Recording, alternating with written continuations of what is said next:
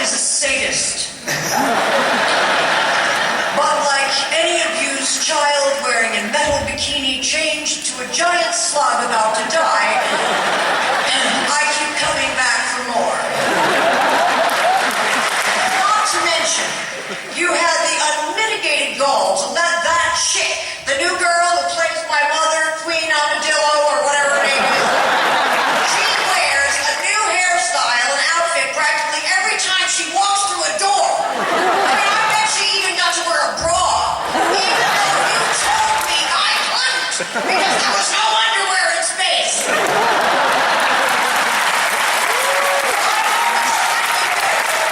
Because you, my formerly silent friend, are an extraordinary talent, and let's face it, an artist. The like of which is seen perhaps once in a generation who helps define that generation, and who deserves every award I now spend the latter half of my Leia-laden life helping to hurl your way.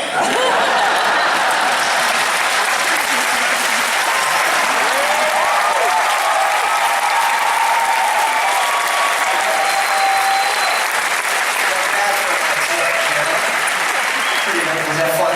That was really fun. Now, there was another one where it was something like, I was supposed to introduce John Williams, and I said, no one really knows George better than this man, except probably for a couple of hookers from Japan, but they weren't able to be here tonight. They were at Kevin Costner's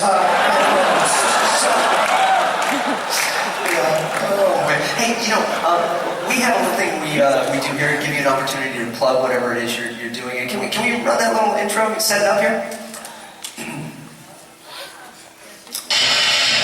Wow, what's that?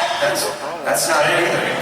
Like and follow our guests on a shameless plug. So for a shameless plug, a little shameless plugging. So you have your books, Wishful Drinking, right? Shopaholic.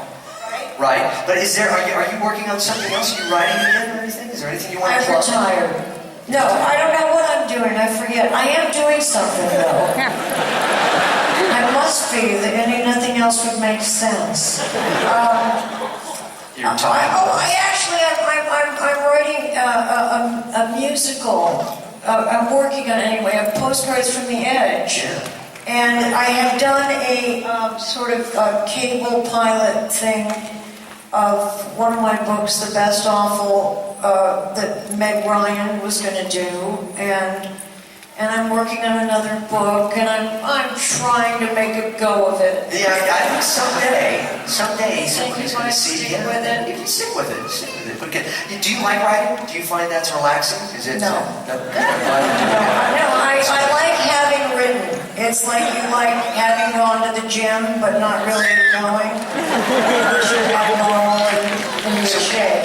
Is that more of the people-pleasing thing then? You just want people, No. You know what? Sometimes I have to write. I did it because it was a way of getting it out of my head where it was all got all sort of congested and onto the page. And then you could actually lose yourself in it. And that was great. Good. But then it went from inclination to obligation. Yeah. And that's when it's harder. It's more like homework, which is a really good, karma for me since I didn't graduate high school.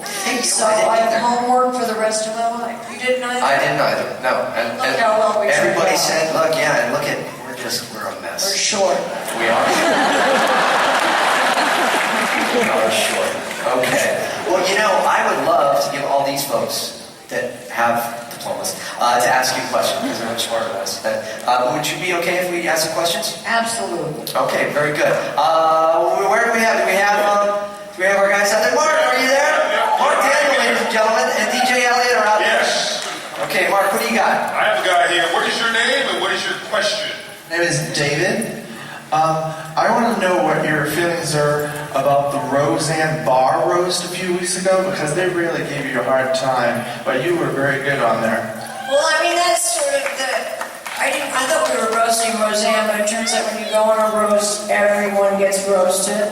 So, I say most of that stuff about myself. So what are they really going to say about me that I'm going to have a problem with? I'm older. Oh, no. So they'll do the jokes they'll do is, she's old, she's fat, did they say I was short? They could have. Oh, she did drugs, so all of that stuff. I thought it was less witty than mean, in general. And it was like they made jokes about so-and-so is short. This one is a guy that's too white of a black guy. This one is, Roseanne is fat. Ellen dates young guys. I just thought the funny thing though to me about Ellen Barkin was she's like screaming with laughter every time they're really mean about her. It's like they say some awful thing and she's... and they would cut to me and I would just be like...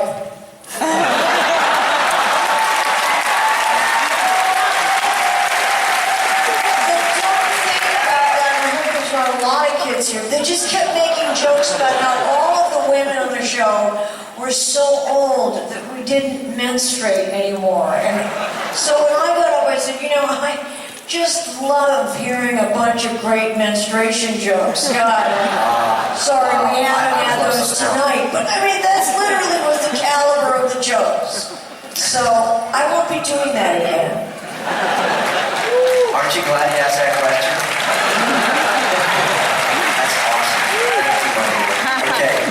Where do we have... I'm up here. I'm in the balcony. You're up in the balcony. Oh, I have Trey. Trey is 10 years old. 10 years old, so that's those menstruation folks are great.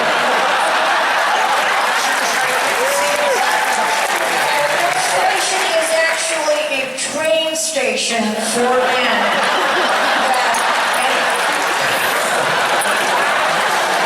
All right, Trey. Out of all the episodes in Star Wars, which one is your favorite? Empire. What if I said one of the other three? No, Empire Strikes Back is my favorite. That's right. All right, very good. Now he's got to go ask mom and dad about what you did with your hand earlier. Mark? I'm here with Jessica. Jessica, what's your question? My question is, out of all the movies, what is your favorite line? I mean, not like if you spoke it, it's really cool, but out of all of the movies, what is the best line? Of the Star Wars movies. Just out of anybody's. Wait, I do like there is no try, there's only do. You should make one up. But there was one that I did want to say. When I'm in the metal bikini chained to the big tongue, and they bring in Mark and Harrison, and they're going to be taken off to the Sarlacc Sea to be digested for 10,000 years. And as soon as they put me in the metal bikini, seemed I couldn't speak anymore. Did you notice that? I went from being this kind of snappy little wisecracking princess to a mute. Sound like this. So they bring him in, and Jabba says, "Now you're going off to be digested." And they start to go away, and I said in the rehearsal, "Don't worry about me, I'll be fine."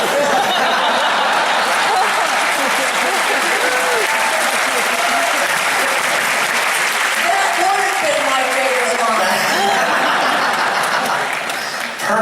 Perfect. Okay, where are you, Elliot? Okay, up there. I've got Ruben. Yeah, hi, Carrie. No question, I just want to say that you kick ass because you're yourself, and I think we all love you for that.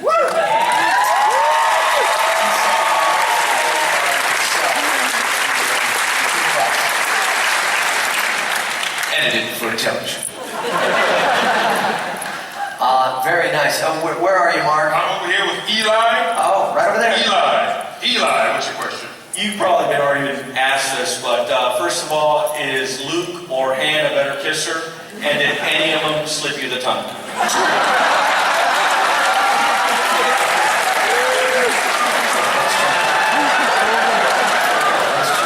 It was Jabba that slipped me the tongue.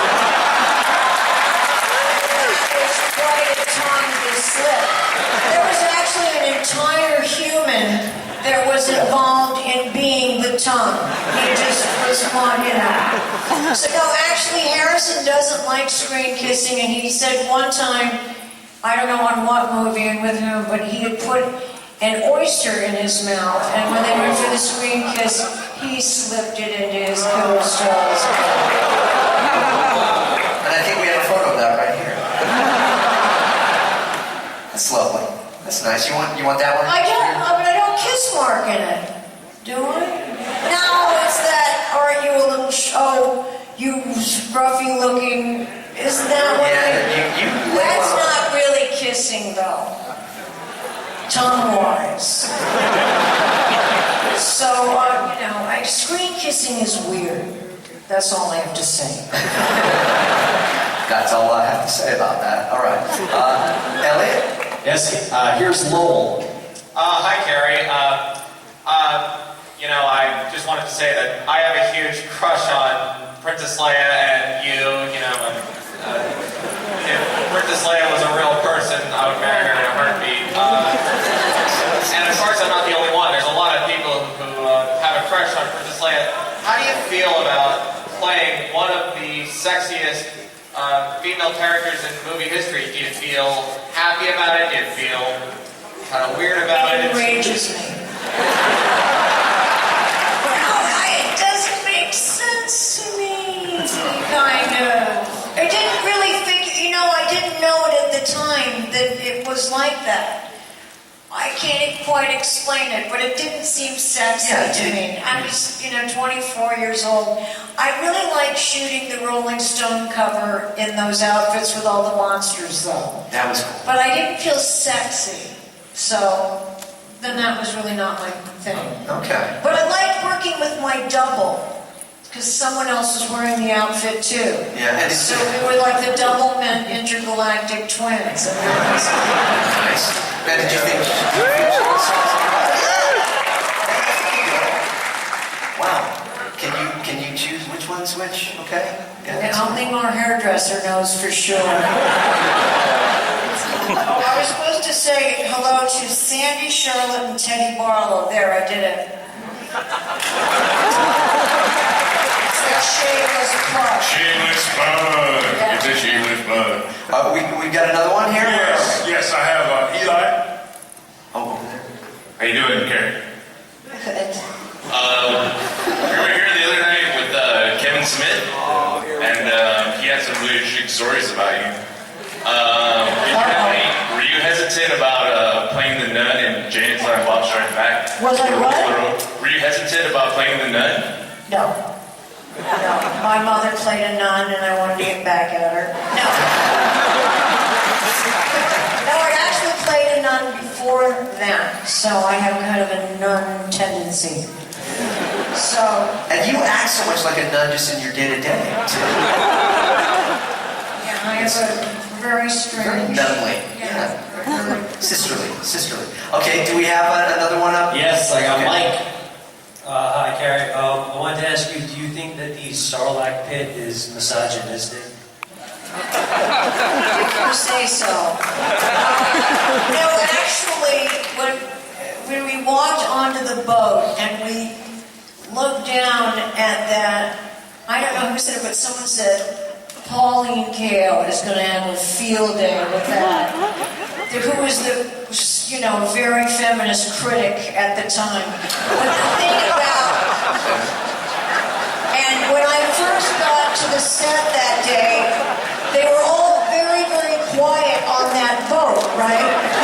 And the first, you probably should take it off now, you people still have that. But they said, I heard the first Dave Tomlin say, well, one of the men has broken his leg and the other one has sprained his wrist. The stuntmen kept falling into the Sarlacc. They were leaping. They were so excited when they saw it. They just left in there, and so it was a very lethal genital in the sand genital, I think it's called.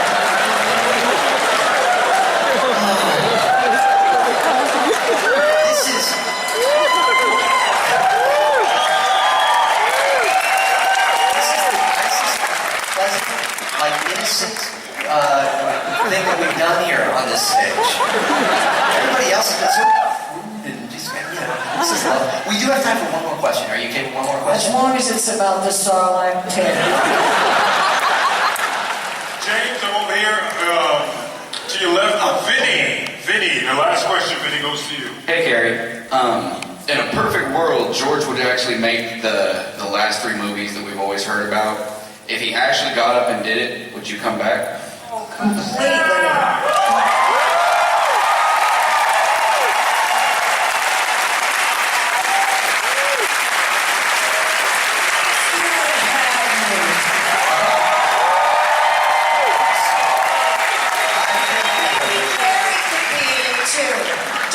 Gary would be a good little monster. We should have had a Gary cam. You know, we should have had a camera back there. We could have just put him up here. You could have seen I know Gary's been playing with these little Darth Vader dolls that talk.